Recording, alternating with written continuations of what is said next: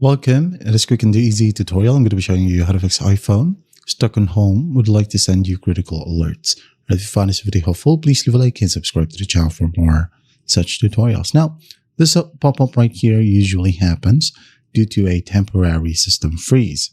Now, since your screen is unresponsive to touches, you must use physical buttons to force restart or force a system restart. Now, depending on your phone, the restart function will be different or option. Okay, so I'm going to go ahead and perform the force restart.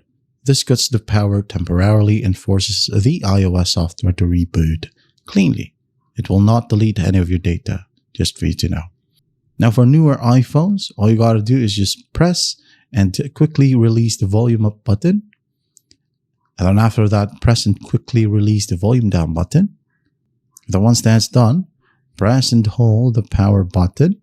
Keep holding it even when the screen goes black or shows the power off slider. All right, so go ahead and release the button only when you see the white Apple logo appear.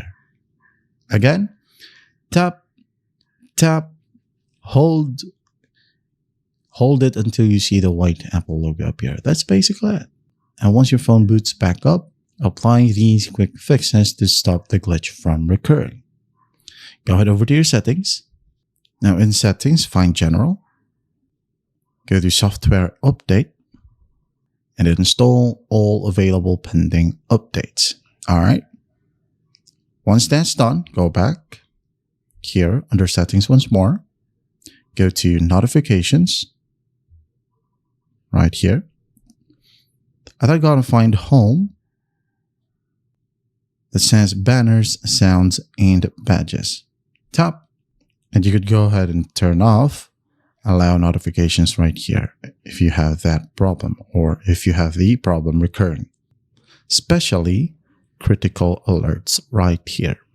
All right, there you have it. That's how simple it is to fix iPhone stuck on home would like to send you critical alerts. I hope this video helps, and I'll see you in the next one.